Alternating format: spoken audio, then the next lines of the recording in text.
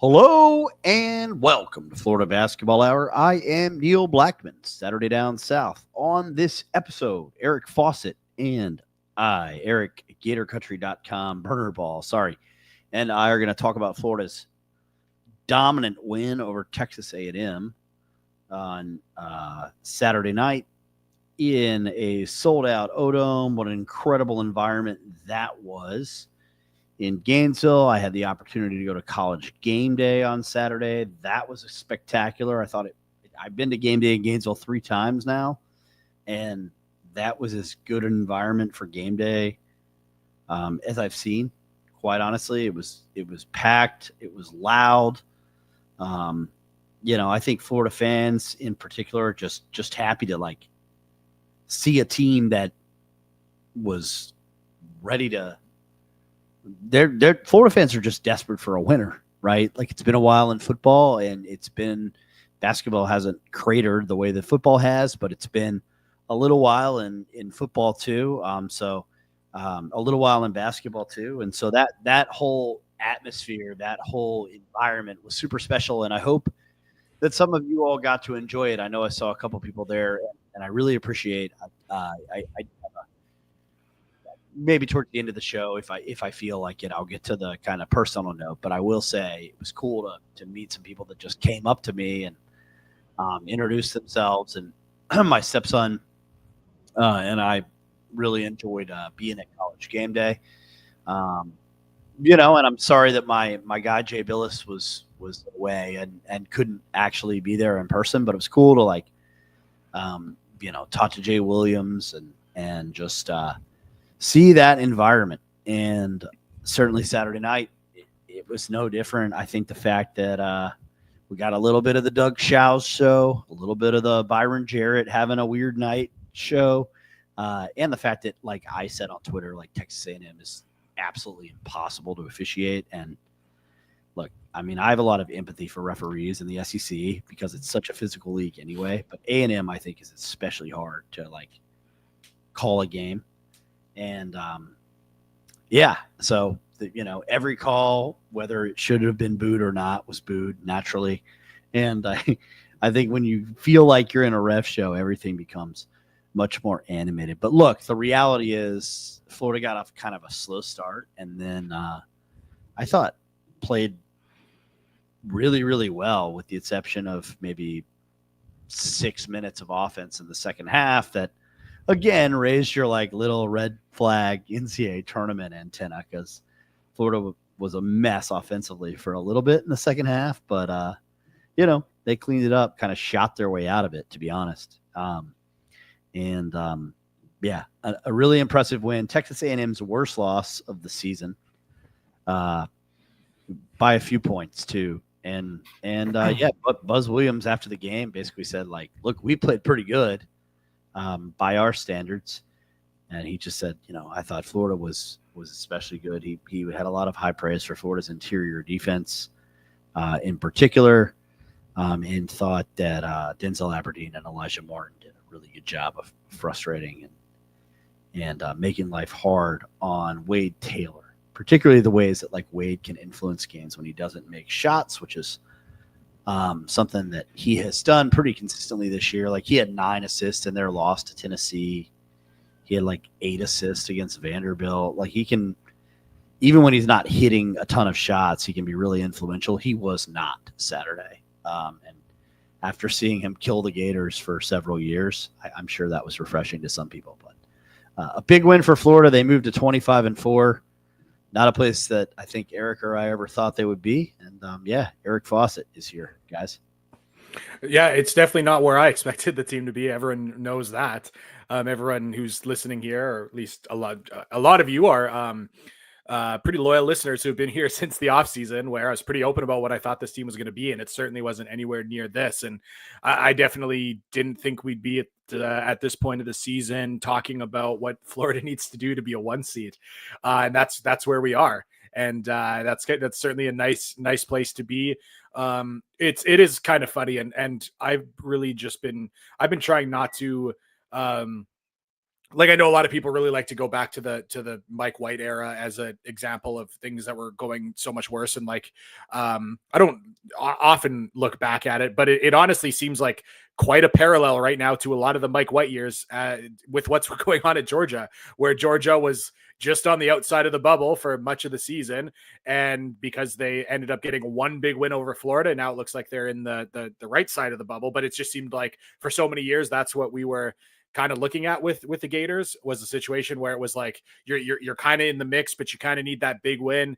There was even a little bit of that last year when the Gators didn't have a lot of resume until midway through the SEC season. You're just kind of waiting for that big win. So that's really been what the life of the podcast has been. I was kind of expecting that the year to go somewhat similarly, and then here we are talking about the Gators as now a 2 seed in most projections. I would say, according to the 2 people I really trust, and I know I'll always give a plug to these guys because I do think it's important.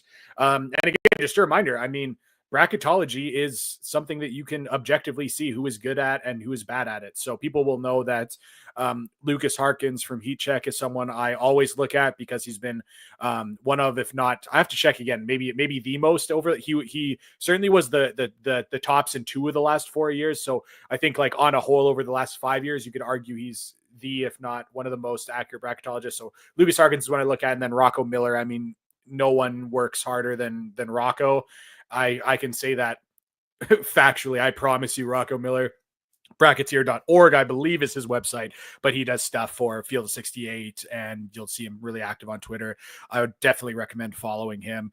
Those are the 2 guys I look at. Those are kind of the 2 guys those are the only guys I'm really interested in looking at, to be quite honest with you. I don't really need to see guys who finish in the bottom 10th percentile every year that are on the big networks and see what they have to say. So anyways, those guys have the Gators as a 2 seed, and it's certainly good to be talking about, what do the Gators need to do to be a 1 seed? And hey, if the Gators lose out, could they even drop any lower than a 2 seed? I mean, that's a good place to be. And and I'm sure we'll, probably should talk about that at some point, a little bit of bracketology and what we're seeing out there. But if there's one thing that the Texas A&M game was another reminder, and I will just pull up a bracket. I mean, I guess something I will look at just very, very quickly is bracket matrix, just for the composite. I use it just as an example to see who are the other kind of top seeds in the country, top teams. I think that Texas A&M really represents the rock fight style in that a lot of teams are always going to have success with in college basketball. Teams that I would also put in that category are Michigan State, who's a 2 seed. Houston's the best example of that. They're actually hitting shots this year, but everyone knows what Houston basketball is. That's their number 1 seed. I would almost put St. John's in that category. They are not a particularly good half-court offensive team, but man, do they guard, and man, do they offensive rebound, man, do they get out in transition. Like Neil, I like, to be quite honest with you, like I think Florida would crush every single one of those teams I just mentioned. And I know obviously it's easy to say that after Florida did just crush Texas A&M on a night where Buzz Williams was like, hey, I think we actually played pretty well. But like in the pantheon of teams that offensive rebound and play fast and play tough, like I just think Florida outdoes that than pretty much any other team. Like Houston's the one that like they have a little bit more offensive skill and shot making than they have in recent years. But like, again, if you're looking for like reasons that Florida could make a run to the Final Four or beyond, I think you look at a matchup with Houston, and I just think that style of play is very favorable to the Gators. Tennessee, you could argue, plays that style of play. We've kind of seen both sides of the coin, obviously, but I even though they beat the Gators in one of the 2 matchups, I think everyone listening to this would be pretty happy with a matchup with Tennessee if it meant that was a Elite 8 or Final Four matchup. Michigan State, I don't think anyone here is scared of Michigan State listening to this. Maybe they should be, but I would have to imagine everyone would feel fairly good about that matchup. And then, like St. John's, Texas A&M, like teams in that kind of mold. Arizona is a little bit better. They've got a little bit more skill and finesse, but are still largely a team with like great front court, play fast, offensive. So I think that, again, the thing about Florida being so good this year is that we're not kind of looking for storylines after every single game is not like a moratorium on something.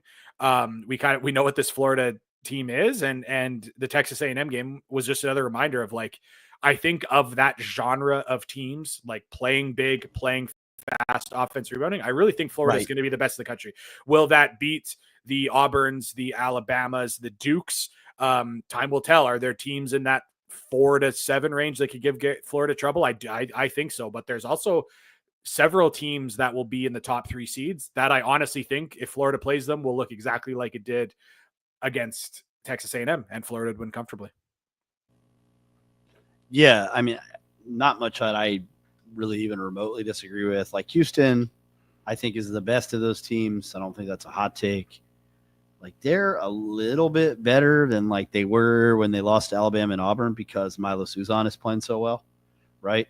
But and I don't think he really was then. And then LJ Cryer is like a guy that like A&M has Wade Taylor, but like LJ Cryer is like Wade Taylor if Wade Taylor shot like 40% from 3, right? And made like Houston makes threes, which I think is a big difference between like them and most of the bully ball teams. And that Eric already said that like they shoot this year. So that's kind of the difference. But like, yeah, I mean, a lot of these teams stylistically are certainly not particularly frightening if Florida saw them in the bracket. I'm actually going to do an exercise with Eric here that will tease a Patreon. Because I'm going to pick a bracket on Patreon this week. I'll just say it now. And I'm going to have Eric do one region tonight. Real quick in a minute, using a Rocco Miller regional.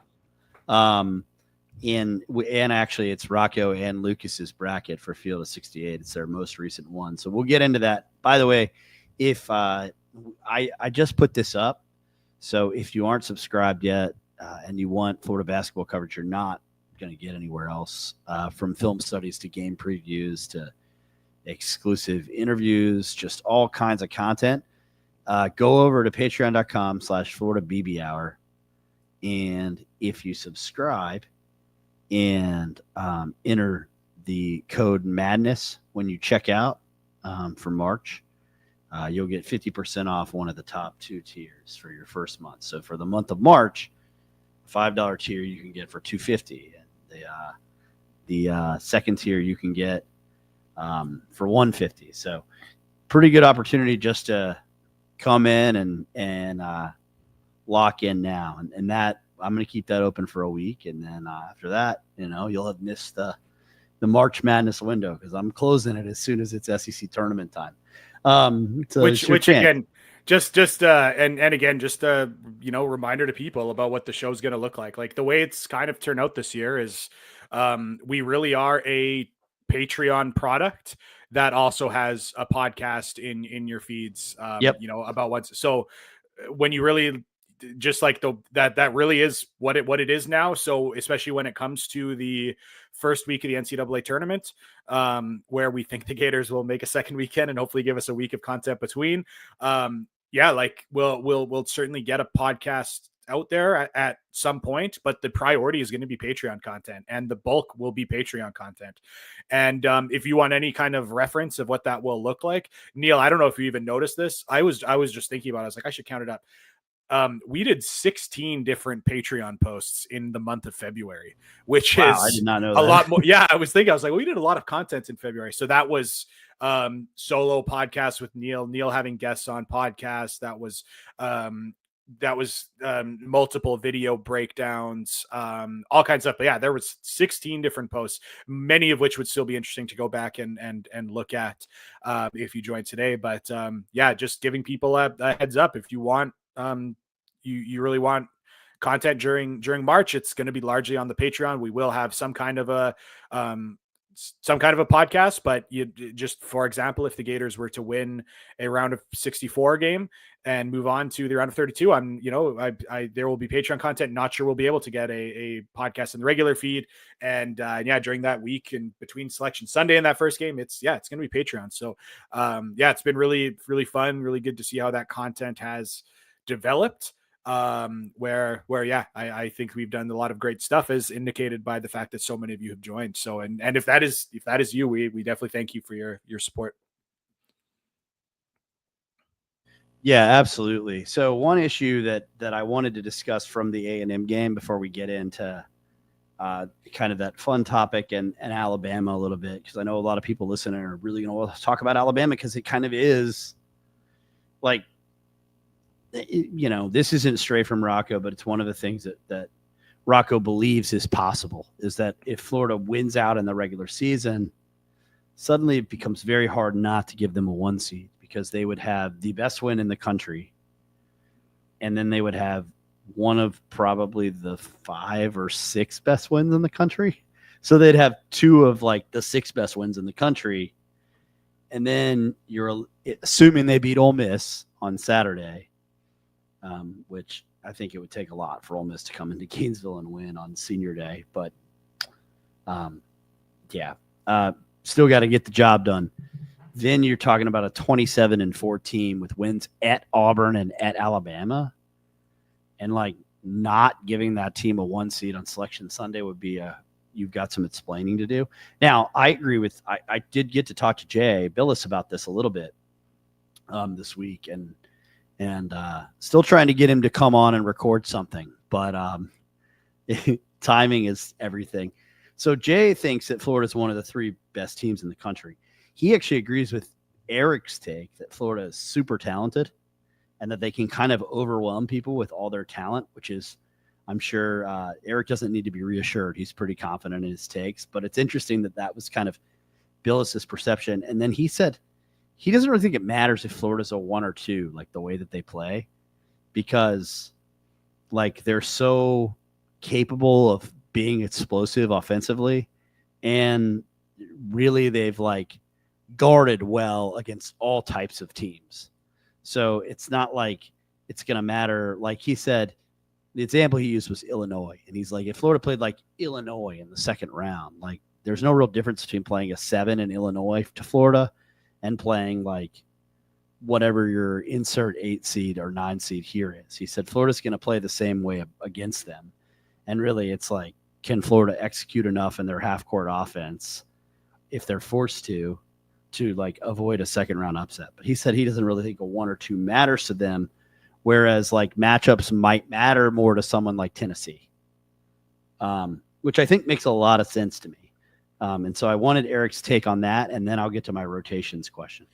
Yeah, like I would agree with that. Like then that is again the situation when you do have a team like the Gators who again, they have like it feels weird to say that when they have like the best win in college basketball this season, but at the same time they've also struggled to beat some of the other kind of better teams. But they definitely feast on the mid-range of the teams that'll be in the NCAA tournament, like Florida. Like, yeah, and that's why you're just like you're not scared at a lot of the teams. Like Florida just blows out Texas A&M's. They blow out the Mississippi States. They did blow Georgia. Now Georgia has a win over them in a game that mattered a lot more to them. But it's that's kind of the situation where I feel and where I don't feel as strongly about the difference between a 1 and a 2. Like it just that doesn't matter greatly. I will say this one thing that is kind of unfortunate for the 1 seed for who that may be. Like if you look at the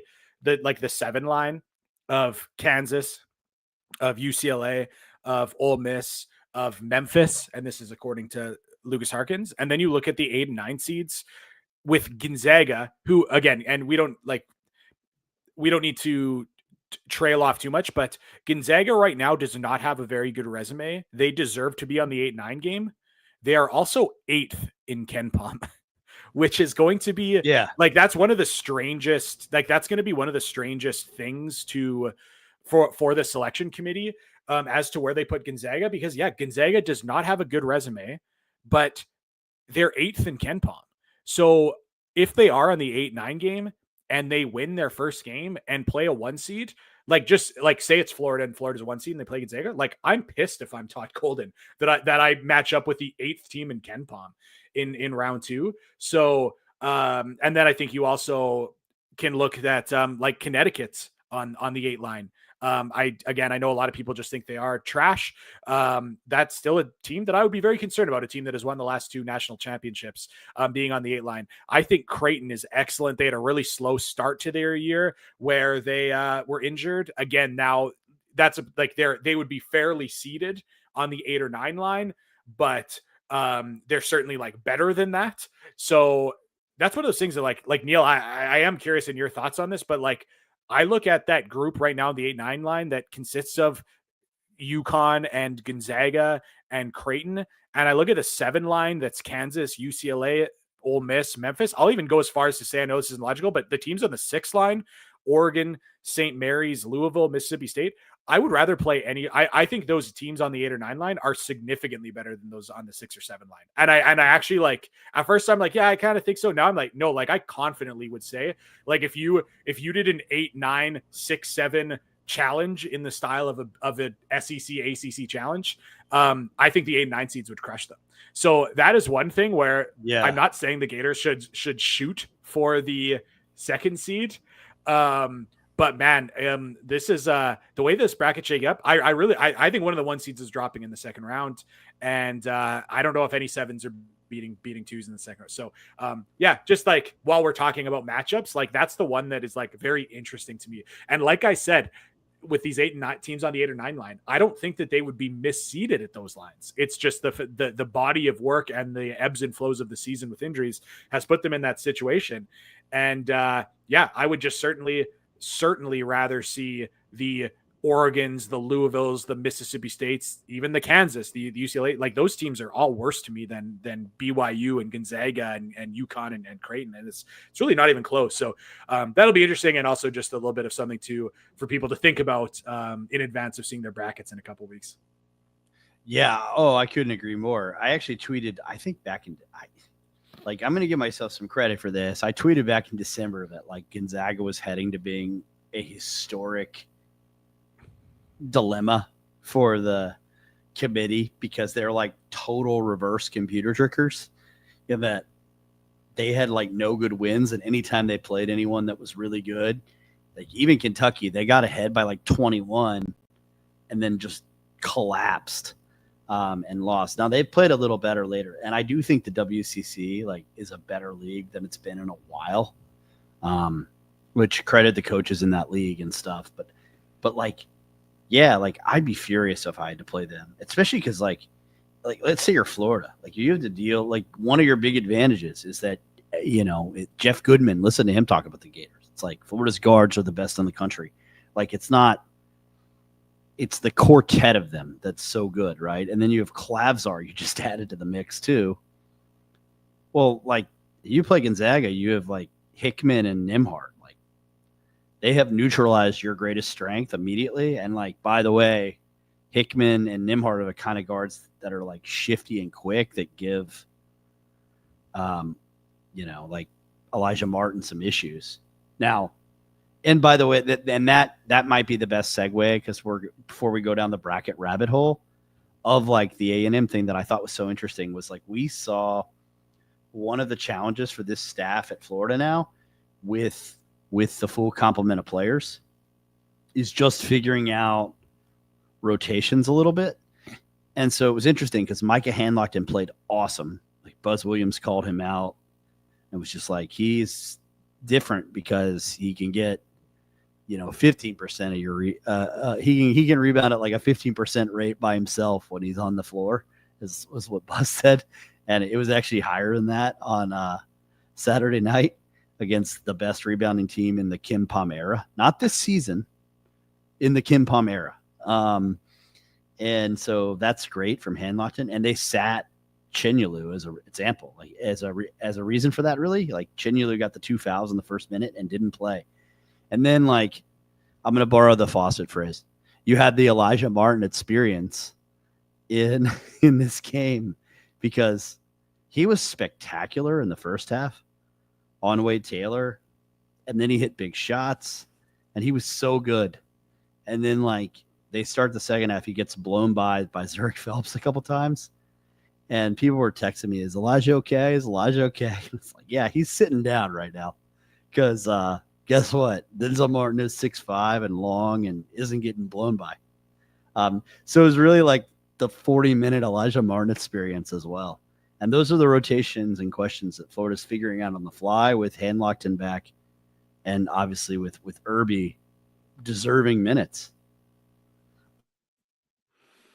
Yeah, and we actually did see a good comment from YouTube, I think earlier, someone talking about that with the way that Houston traps ball screens, how that would be an area that, well, to be honest, he says he said if Walt plays the traps well, I think that might be some concern because we know that he does not always handle traps well. Right. And it's one of those things where like that's where Klobsar, I think, has been so good. And we have seen that now that he's got played more minutes, is like that's a guy who is a like legit traditional pro point guard who handles that kind of pressure really well. And yeah, I really think it might just be 10 minutes for Klobsar, but I think it's going to be 10 good ones.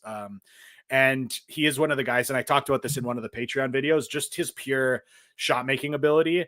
There's just a chance where he hits three key threes hits three key threes in a game. And that's something where like depth to me is different in the postseason than it is in the regular season. And because of I do truly believe, and man, I've been thinking about this for a lot of reasons and some teams I work with. Like I really do think looking at college basketball this season, depth it continues to be overrated. When you look at a lot of teams at multiple levels of college basketball, and again, you're starting to see teams that have wrapped up their regular season championships, and will be the Atlantic Sun tournament's going on as we record this, I believe. Again, I think like you having really good 8th, 9th, 10th, 11th players, I still maintain that having a bench that you can play a lot and be competent is still overrated. But I think like depth in the NCAA tournament is sometimes it's not about like having a lot of players who can play a lot of minutes and go deep in your rotation. It's just how many gadgety players you can have come off the bench that might win you a game. Because if you're going to go deep in the NCAA tournament, you're going to have to win a number of ways. And when teams are really well scouted, it can be difficult for your usually your secondary players. I would say your stars are usually your stars, and that'll be really interesting to see with Florida. Like, to be honest with you, I don't think anyone's neutralizing Walter Clayton. I think Walter Clayton is going to go off in every single game. It really matters with your secondary pieces and how those guys play. And when those guys are going to be largely neutralized, how do your tertiary guys come in, and do you have enough options as tertiary guys who can come in and make a play? And that's where I do look at a player like Klobsar and think it could be big. So yeah, I think he plays a role. I also think we don't see Sam Alexis ever again, or I shouldn't say ever again. Well, that's an off-season conversation, and I didn't even mean to hint at anything. I haven't put any thought or certainly talked to anyone about it. But in terms of the rest of the season, the way that Handlockton is playing, and again, it looks like Handlockton last year in his minutes that he didn't start. Everyone will kind of remember that the starting lineups with Handlockton didn't do as well as people thought. And then when Handlockton got on the floor for his next shift, he usually did quite well against other teams' bench units. Now he's playing exclusively bench minutes, and he's doing really well. So I like the utilization of Handlockton much, much, much better in this role than I did last year when he was starting. And so he's done excellent in that role. He's been much better in that role than Sam Alexis. So hope Sam Alexis gets to full health soon. But I think his seat has now been taken. Yeah, I think that's true. And I love the point you made. Like, Auburn's a great example of that. Like, just look at Chaney Johnson's kind of minutes distribution, and like when him or Chris Moore are like necessary for them. Like, what Chris Moore's a guy who defends in a stance, is big, and can keep a smaller quick guard in front of him. So like he plays a ton of minutes in their win over Vanderbilt where they got behind by 10. And then Moore played like the last 18 minutes when they like overwhelmed Vanderbilt in Memorial Gym. That's a great example. Chaney Johnson, like his big minute games are like Alabama because he's 6'7", and like Alabama has difficulty dealing with opposing teams that have strong front courts. And you know, they, especially with Darian Reed out, we can get into them a little bit, but I think Florida has guys that really will fit well. And then, of course, the obvious point that, like, yeah, I don't think anybody's slowing down Walter Clayton. But the thing is, Florida just showed they can hand Texas A&M, like, legit top 20 team, their worst loss of the season when Walt shoots 3 of 13 from the field. Because, like, Will Richard, like, I scored 20. He scores 25. Elijah Martin scores 14 and, like, doesn't play much in the second half. mean, so and that's the thing about that 5-man quartet. Like Urban can come in, as Eric said, and make shots. Like there's just so many different guys in their backcourt that can beat you. And so that gives Florida the optionality to win games a lot of ways. And a lot of teams don't have that. And that matters so much in March because, matchups are everything unless you kind of are so good you're a little matchup proof.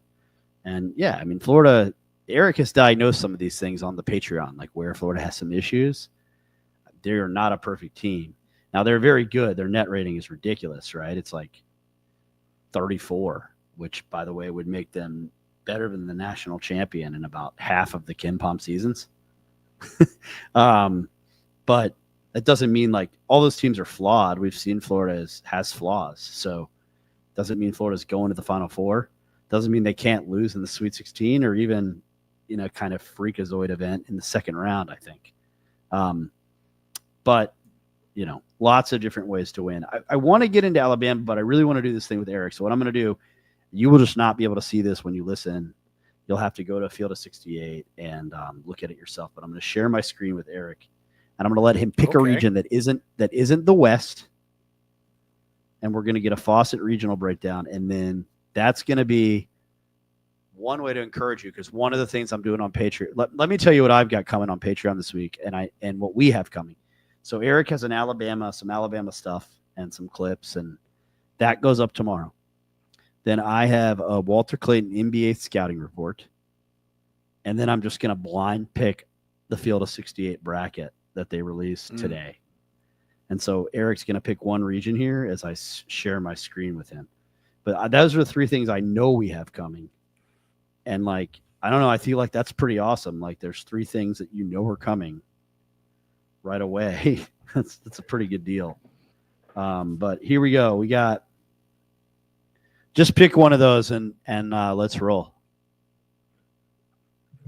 So I'm just making picks.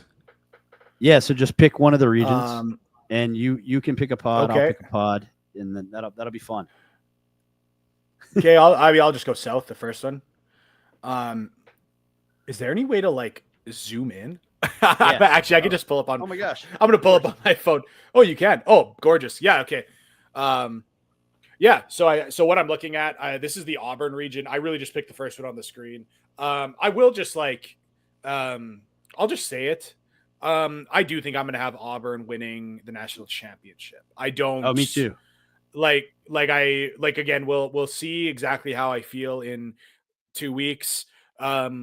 We'll see if there's a bracket that has, a team like Florida that just everything breaks their way, that I think they'll be so fresh by the time that they get to a finals that they win. But I think just generally speaking, so I don't need to talk about if Southern or Bucknell will upset them.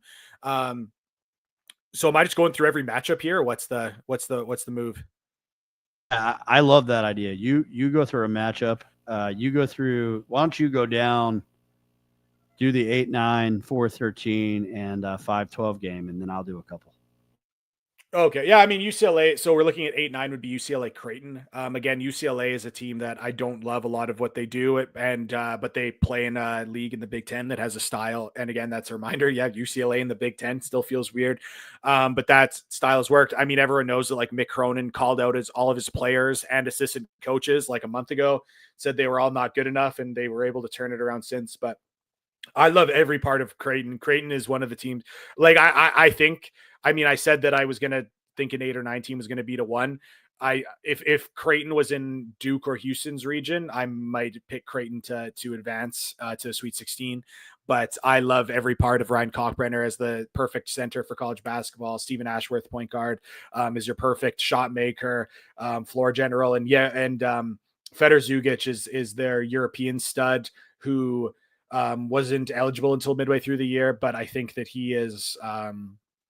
I think he's been playing better as of late, and as someone who can will kind of turn it on as, again, like a big guard, ball handler. Like, again, he's not quite Kasparis Jonas at Illinois, who's been like the best international player that came in, but I think he could be close to that. So I definitely would like Creighton in that matchup. The 4-13, Akron versus Texas A&M. Akron has been like a dominant dominant mid-major this year. And I mean, they've been really good just recently, as a lot of people know them, but they absolutely rolled through the MAC. I think that they were like, I guess as sorry. I realized they haven't even finished the MAC schedule yet. They won with like 5 games left in the season. They like locked up that they were going to be first. So they've only lost 1 game. Ridiculous. I think they are amazing. They're like a little undersized, which is kind of the one problem that just really hurts you. They're up against Texas A&M. They're really small. And James Okonkwo is a player who's been like, he was at North Carolina. He was at West Virginia. He found his level as a guy coming off the bench for Akron, but he's like, that's a 6'8", 220-pound guy that's going to play a key role there. So I love Akron. Again, I'm looking at if Akron were to run into an Arizona or a Michigan, who are some of the other 4 seeds, I would really like Akron and their tremendous guards of Tavari Johnson and Shema Scott, I think is this other guard. They've got all these like little guards that are really good. Yeah, I would pick Akron as a 13 seed to upset some teams, but I do think Texas A&M size and physicality, that's the recipe that keeps you from getting upset, especially from a team like Akron, has like incredible mid-major guards, but very much mid-major front court guys, and undersized is not going to work against Texas A&M. Do you want me to keep going? I can keep going. Yeah. Why don't you do? Why don't you do? I mean, this is my favorite game in this region, but go for it. Oh no, you do that then. All right, I like Liberty here in the 12-5 classic upset.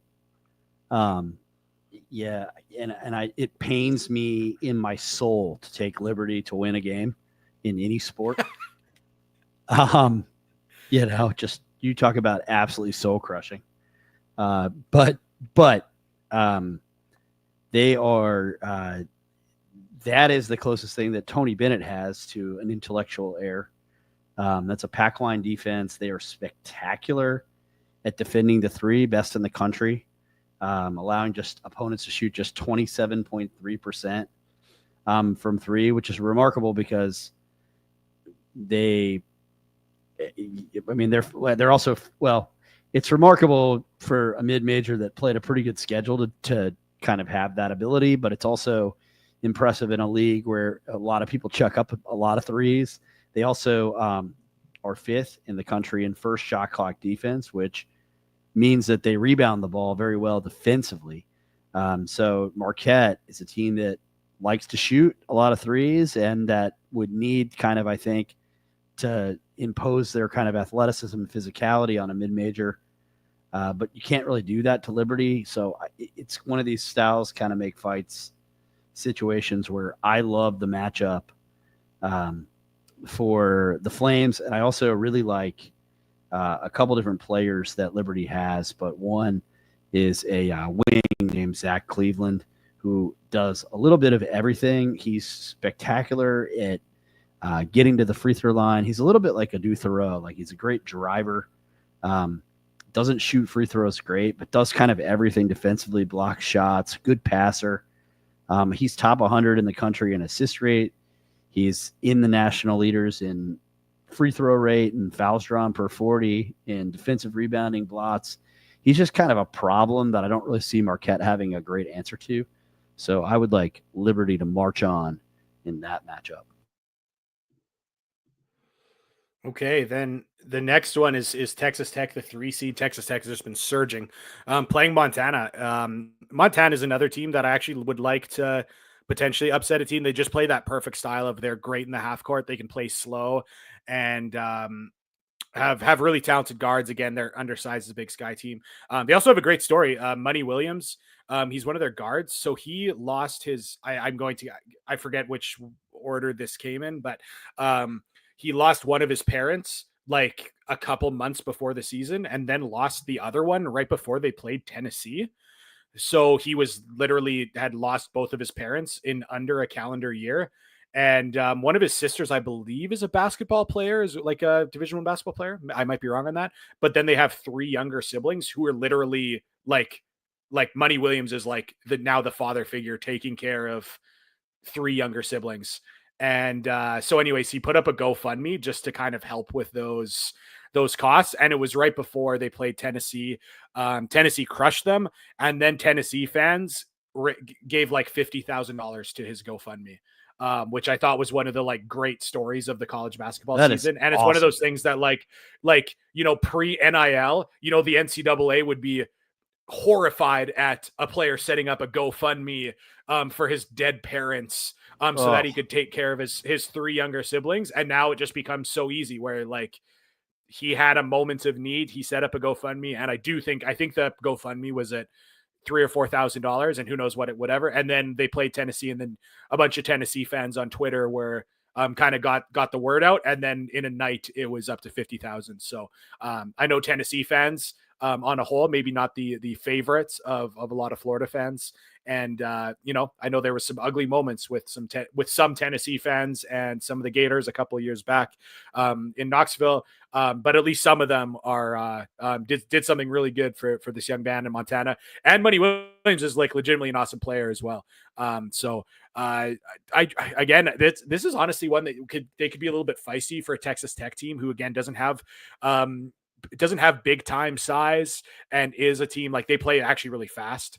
But if Montana could slow the game down and kind of showcase their really good shooting, their really good half court offense, that could be a game that Texas Tech sweats out. I do like Texas Tech to win this one. I think it's probably a game where if you're into betting, I think Montana would cover. But I'm happy to shout out the Money Williams story because that was one of the good stories of college basketball this season. That was awesome. And that's so just Eric's knowledge on other teams was one reason I wanted to do this exercise too. Plus, I promise guys, like we love breaking this stuff down, but we do a lot of it in the Patreon kind of individually. And this just makes it more fun for Eric and I to get to talk basketball. We figured you guys would enjoy like hearing our thoughts on a mock region anyway. This next game, a 6-11 between Ole Miss and Indiana. I'm going to let Eric eat this one alive. All I'll say about it is Mike Woodson, like, I think retired. I'm not really sure. Like, he hasn't really confirmed that he retired, but like Indiana says he's retiring, I guess. Chris Beard might get his job. Like, this matchup is awesome. Yeah. Well, I mean, it's also, it's try to think what's public and what's not, but Chris Beard is a name that has been talked about for the Indiana job. I will just leave it there. Don't think that that's going to be one that happens. I would almost be certain it won't happen, but that's one that is out there. So I think if you search that, I'm not breaking any new ground, but it's been interesting. I mean, Ole Miss has started the year really strong, and then they kind of really tailed off and have lost 3 of their last 4. Their defense has really started to slip. And I kind of feel like that was kind of like, I feel like they are one of the oldest teams in college basketball. And I feel like that really served them well early in the season, where with these really old players in multiple positions, they were just able to kind of be the adult in the room while a lot of teams were like really struggling. Like, they beat BYU and BYU was taking a long time to kind of get things rolling. They beat Louisville when Louisville was really scrambling. So it just was like against teams that like weren't really like set yet. They really took advantage. And now that everyone's kind of rolling, they've really struggled. Man, this is going to be one I would just have to like, just like vibes wise, I think Indiana just finds a way. And I do think that they're more talented. I think they're more talented. I think Umar Ballo is someone who will eat on the inside. And the thought of like Malik Renew coming off the bench is just outstanding in the way that what he would do at the 4, kind of against Ole Miss is kind of more thin, bouncy 4s. I just think this game would get played in the mud and it would be a little bit in Indiana's favor. So I don't really like Indiana, to be quite honest. I don't really love Ole Miss, but I actually think Indiana wins, and it'll just if Indiana goes on any kind of a run, it'll just be hilarious relative to their head coaching situation. Oh, and I should have picked this game and given you the next one. Oh, what's the next one here? Oh, yeah. Oh, yeah, you got this one. Louisville and Blanco. Do I dare pick against Blanco in round 1 of the NCAA tournament? Is he the greatest round 1 coach of all time? Right now, the argument, the answer to that question has to be kind of yes, because he's never lost in the first round. So, this is where the rubber meets the road. I don't know if Pat Kelsey's ever won in the first round. I think he's over. Has Mike White? That is right. That is factual. Yeah, I think he's over the first round. He's been a few times. I believe he's gotten actually. I'm going to look it up. It was like, Pat Kelsey has his. Obviously, there's a lot of people that like him. He's always had the best job in his league, going from Winthrop to Charleston to now Louisville. I believe the narrative, and I'm now confirming it, is they make the tournament and then they just get absolutely boat raced. So if you remember, last year it was a really good season, and then they got boat raced by Alabama. I mean, Alabama's really good, so that happens. And then the year before, I thought they got beat badly. They didn't. They lost in a close one to San Diego State. But it looks like 0-4 for Pat Kelsey. Yeah. In the okay. Tournament. I knew he was over. I didn't know it was that bad. I figured it was. I forgot that he had gone with Winthrop a couple times too, I guess. Yeah. And I feel like he was trendy upset like multiple times, and then they just got crushed. Because everybody loves the way the Pat Kelsey teams play, and I mean the Louisville story is great. I think it's one of the best stories in college basketball. I think Chucky Hepburn he's certain to be first team All ACC. Whether he garners, All American attention, I think is another question, but a totally reasonable one. Quite honestly, won't be first team All American or anything like that, but certainly is a guy who I think could and should end up being on some All American teams. They just don't match up awesome with Georgia. I hate to do this to Pat Kelsey again. They just really don't. You got first of all, when you look at their roster, Kason Pryor would be the answer to the question, and he's not playing. He's gone. So without Kason Pryor, I'm not really sure what they do to deal with Asa Newell and the kid that had a good game against Georgia. Absam has kind of come on late in the season and given Mike a second bid. The other thing is for one game, Mike White can scheme you and he can motivate kids. And I think that Georgia just sort of embracing the defensive challenge would be a real thing, at least for 20 minutes. And then what you'd probably see is Louisville make a pretty extensive run, and it would just be sort of like the Florida Nevada game. Can Georgia withstand that Louisville run? And I just don't think so. So I'm going to pick Georgia and Mike White to continue the first round trend. So Georgia goes to round 2 in this bracket. And honestly, that would be Georgia's first NCAA tournament win in almost 20 years. So, good for the Dogs, I guess. I when things are not going well for Georgia, I was, looking at the roster, and I'm like, there's a lot of great players on this team that I think would be very sought after in the transfer portal. I think they are a good collection of talent. I don't like how they play. They had an awesome game against the Gators, which is great.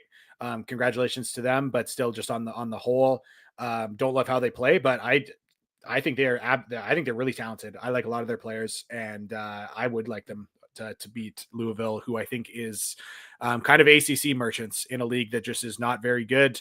They've taken advantage of what feels like the Pac-12 when the Pac-12 was a thing, just in the Carolinas and surrounding areas. So, I would like that. And then, Michigan State is the 2 seed here. Again, Central Connecticut, who's had an amazing season. Rocco loves those guys. That's one of his 15 seeds to watch. Yeah, I don't think they're a 15 seed to watch. To be honest, I think their season was incredible. That's a not very good league, and that's one of the worst jobs in the entire country. And they have absolutely rolled that league. So it's been an incredible job. I don't see them coming close to upsetting anyone. But So anyways, that's a region there. There you go. So round 2, you have Auburn over Creighton, and then I've got A&M over Liberty. What do you got for Texas Tech, Indiana? Texas Tech. All right. And then I've got Michigan State over Georgia. Farewell, sweet Blanco. I would take Georgia, man. I'm out on how Michigan State plays. I would take Georgia if it weren't Tom Izzo versus Michael White in March. Yes, that is it. I have not liked recent Michigan State teams, and it is the Izzo wizardry that has worked. So that matchup would be something. But yeah, I would actually probably take Georgia, and probably a number of these 7-ish seeds that would be in that matchup against Michigan State. All right, so we'll put Georgia in. We got Georgia to Sweet 16. This is Fawcett's bracket. All right, so we got Auburn and A&M. SEC Sweet 16 game. Yeah, I mean Auburn. Like I said, yeah, that's Auburn. Yeah, A&M's like the perfect team to bully some lesser teams. I don't think they play up very well. And then the other one, you have Georgia and Texas Tech. Yeah, Georgia loses by 25, and Texas Tech marches on. All right, and there it is, Auburn to the Final Four. So if you like that, and that will be the bracket that I work from as I roll through the other 3 regions. But Fawcett and I are these are the kinds of things that we will do on the Patreon. So Alabama senior night, they're going to honor Mark Sears, the best player in the history of their program. They are going to honor Grant Nelson, the hero of their Final Four run. Right now, that it's also senior night for Cliff Amori and Chris Youngblood. It's also probably the last game for LeBaron Philon in Tuscaloosa. And Darian Reed is questionable. And I hate all the intangibles about this game. And that's all I'll say. I think Florida matches up really well with Alabama, especially if Darian Reed doesn't play. I also think this is a Herculean lift on this type of emotional. Like if this game were a Tuesday night in February, I'd probably pick Florida to go up there and beat them. Yeah, I am someone who, and again, I'll say this full transparency because I said it on the Patreon that's going to come up tomorrow, but Alabama was my preseason pick to win the national championship. Mark Sears was my preseason player of the year pick. They obviously have not totally played up to that. And while I don't think they're going to win the national championship, I am still 100% in the, like, I'm probably in the 90th percentile of people who are high on Alabama. Yeah, they're good. I still love, I think Mark Sears is incredible. To be quite honest, I don't think he should be in the conversation for player of the year.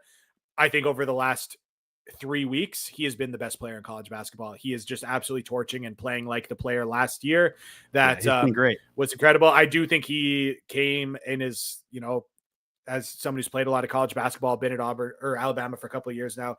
I feel like he lost a lot of focus and was kind of just playing around in some of the earlier games. And now that things are getting serious, Mark Sears is showing how he is the best scorer in college basketball when he's on.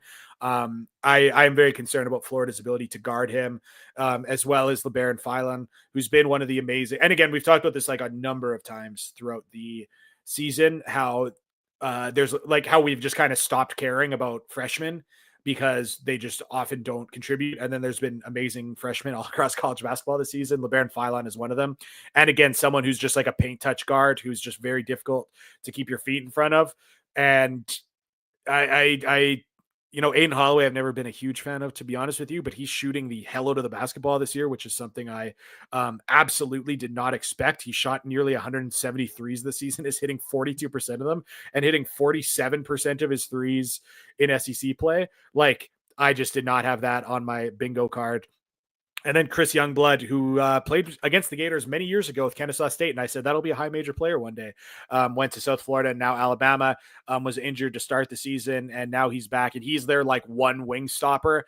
He's a good catch and shoot player, not as much a paint touch guy. So not a player that I'm as concerned about the Gators guarding, but I still do think the Mark Sears, LeBaron Philon combination is going to be very difficult for Florida to defend. A chance for Elijah Martin to bring in some, get some more goodwill from me as I continue to try to evaluate his defense. And but I do think the one area Florida has a massive advantage is that front court for Alabama is very thin. Like Cliff Omorui's listed at, or sorry, Amori. It's always throws me that's how you're supposed to say it. It's Amori. Yeah. He's listed at 250 pounds. I think he's like 220. And then like Grant Nelson is another thin, tall post player. Jared Stevenson, a thin, tall post player. Aiden Sherrill, a big, thin or tall, thin point. So I do think that Florida's front court is going to really dominate the glass, be able to really not only get offensive rebounds, but finish those around the rim. Be an interesting kind of matchup for like a Thomas Houck, who really feasts on bigger, slower front court players just because he's so much faster off the bounce. It could be a little bit more of a an even matchup here with some of these Alabama things, but or just some of those matchups. But yeah, I just think I do think Alabama is a great team. I think the offense is spectacular, and I'm not 100% confident in Florida's ability to guard the backcourt. So I think it's going to be an awesome game. I do think that Alabama at home, like you said, all the intangibles lean one way in a situation where the teams are pretty well matched up on the court. So yeah, it's and yeah, this is again like this is it's kind of nice. Like Florida loses this one and nothing happens. Like losing to Alabama down the road is certainly not going to hurt them. But man, a win like this could be what they need for a 1 seed. And then kind of similarly for like Alabama, it's like Alabama's on the 1 line and they're, losing to Florida even at home is not a bad loss. So right. Yeah, it's maybe Florida has a little bit more to gain, and that's the only X factory thing that goes in their favor. But sure, yeah, I it's going to be really interesting. And again, this is going to be a big one for just kind of perception as well going into the tournament. Yeah, look, I think you probably see this game twice because they're kind of slated to be the 2 and the 3 in the SEC tournament anyway. Now that certainly is not a lock, but if Florida lost this game and Tennessee won out, Alabama then if Alabama lost to Auburn, then you'd have 3 teams at 13-5. And I'm not sure how that seeding tiebreaker necessarily works. But I think the round robin would give Tennessee the 2 seed, and then it would become Alabama beat Florida. So Alabama would get the 3 and then Florida would get the 4. So you're not totally guaranteed it. Like Florida needs a little bit of help, but it is a potential SEC semifinal matchup. On a neutral floor, I would probably take Florida.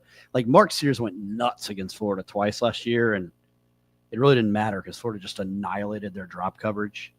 And like they brought in Brett Adams, and I think they brought in Adams to like coordinate the defense, and I thought that they would be a little more versatile in their pick and roll coverages, and like we saw against Auburn, they're not. Like they drop everything. And like if you get a guy who can get into the middle of the paint and either distribute or hit mid-range shots, like you can absolutely torch them that way. They are better defensively because of Amori. They are better defensively because of Youngblood. They've guarded a little better at the guard spots lately, but they're still like 90th in defense against quality opponents per Torvik, top 50 opponents. So it's not like they guard well against anyone good. Like Florida's going to score. And yeah, I mean, I'm really high on Alabama because their offense is, even though it's 3rd in the country, it's historically good.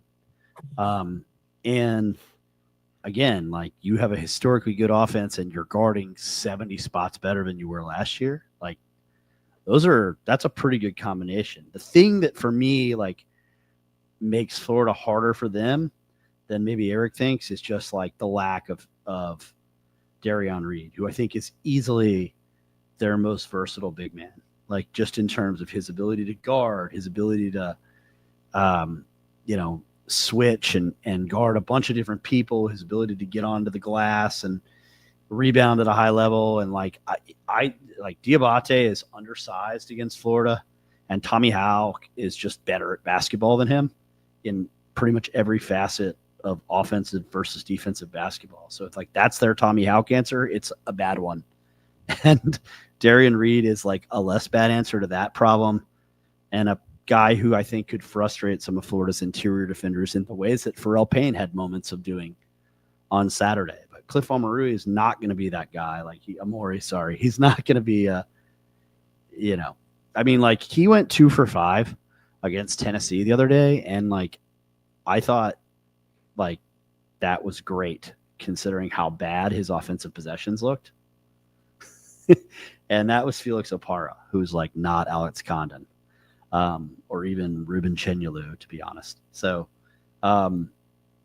maybe he's Ruben Chenyolu, but the point is Florida's front court is overwhelmingly better than Alabama's. Alabama can answer the question of who's the best backcourt in the country because they can go toe-to-toe with Florida's guards. But even like Phylan has been like turnover prone down the stretch in ways, as we saw against Tennessee, in ways that like Aaron Estrada was not last year when they went to the Final Four. That's probably not as much of a problem at home.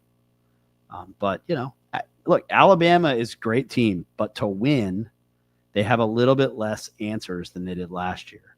They shot the ball better last year. They still were terrors on the offensive glass, and they turned the ball over way less against good teams. So, like, I think formulaically, like, if you just looked at data and took intangibles out of it, you might say, hey, Florida doesn't match up too bad in this game. But I don't know. I think it's going to be a huge heavy lift at Coleman Coliseum. Again, if Florida wins, it's hard for me to imagine them not getting a 1 seed. And I know Tennessee fans will riot over that take. But, like, point to where your resume is better becomes the debate, right? And so, yeah, huge opportunity for Florida. I would still pick Alabama, gun to the head. These are 2 of the best teams in the country. It's going to be fun. Yeah, like I would need to really, think about it. But it's like, again, just like if I pull up Lucas Harkins, it would be like Florida being the second 2 seed, which would mean, I would like Auburn's a lock 1, Duke's a lock 1. I think Houston's a lock 1. So I really do think it's the 3 other SEC teams in Alabama, Tennessee, and Florida battling it out for the last 1 seed. And then, so it's just a situation where like, even if Florida beat Alabama, Alabama then plays Auburn in their last regular season game of the tournament, or the regular season. Then there's the SEC tournament. So I could still see I really need to like lay it out to like really have formulate. But I do think there's still a chance where like Florida gets this win, Alabama could very well beat Auburn in a game that won't matter very much to Auburn. Like that's going to be interesting too, because like Auburn will have locked up the number 1 seed in the SEC tournament. They've locked a 1 seed in the NCAA tournament. I think Auburn's locked the 1 overall. Yeah, right. Exactly. That's it. So like, I just wonder, like Auburn might not be trying too hard. And so anyways, Alabama could win that one, which could very much neutralize Florida's win over Alabama if that were to happen. And then you've got an SEC tournament where, you see what happens. But so I'm not quite ready to say that this win would like lock Florida as a 1, but man, it would be, again, just like winning at Alabama is a massive resume piece at, like there's not much if for any team trying to improve their resume in any standpoint, a win at Alabama is like close to as good as it gets. So, yeah, I mean, I'm looking forward to this one. Again, we know that Florida's SEC schedule hasn't been the hardest out of the league, and certainly a little easier to get juiced up for a game with Alabama, as opposed to, I mean, to be honest, even like a Texas A&M. And, Neil, one thing, I don't know if you looked at this, but it was super cool that game day was in Gainesville. But it fell pretty flat. And I'm curious what our listeners think, but, the game day being at Gainesville is huge. It's great. Vibes are good. By the time it got to 6:30 and Florida's tipping off on SEC Network, and sorry, 6:30 in my Mountain Standard time zone. Yeah. So my bad. My apologies. At 8:30, and it's on SEC Network, and there was a little bit of Pac-12-y type way in which the game was broadcast. It was pretty, like, it felt like a bye game, to be honest. Like it was very loose. It was a very like normal broadcast. It was just it really did feel flat. That Like, and if you would have saw that game in a vacuum, you would have never thought, oh, Florida had game day. And that's no fault of Florida's. That's no fault of anyone at Florida who's hosting or anything. It was just too bad that it wasn't, it didn't have a marquee broadcasting crew. It wasn't on ESPN. I'm glad you were at the game, because I think you would have been watching it on TV. Like, what is this like production right now for a game that was supposed to? I heard. So I'm sure. I think that there's probably universal thoughts. So, point being, Alabama should be a much more interesting one. Yeah, no, I mean, I think should be an electric atmosphere. It was last year. So, yeah, I mean, we'll see. The game day experience was great. It was packed. Reese Davis was really energized the crowd, and Jay Williams told me that he thought it was. I think he said it's the second biggest crowd we've had. And I said, who was the first? And he said, not Auburn. And I said, okay. So Florida drew a little better than Auburn for game day, which is, there you go. And that was Auburn, Tennessee. But yeah, I mean, to Eric's point, like Auburn, Tennessee felt huge because it was like Schulman and Billis and like the mothership and all of those things, right? And so like it did stink that Florida was like on SEC Network, but that's crazy. The SEC, man, there were 3 top 20 matchups in the SEC on Saturday. That no power conference had ever had that happen on the same Saturday before. Like, so, I think there's something to that. And I think A&M coming in, to Eric's point, like on the losing streak that they were in, kind of took some of the shine off of it too. Like nobody seemed to care that Florida had lost at Georgia against a desperate bubble team in what is now a quad 1A game. But yeah, that was definitely interesting. So we will see, what happens tomorrow. It's been a while since Florida won up there, 2019. So we'll see if the Gators can get it done. I'll let Eric sign us off. Go Gators and keep attacking closeouts.